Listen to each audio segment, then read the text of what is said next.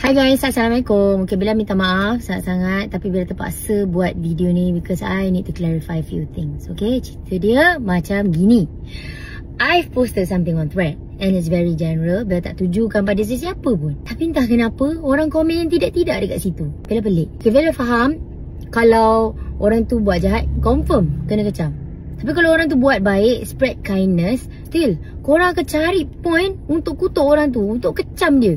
Kenapa Alah, buat baik sebab nak show off lah tu. Alah, nak attention lah tu. Ada je datang daripada korang.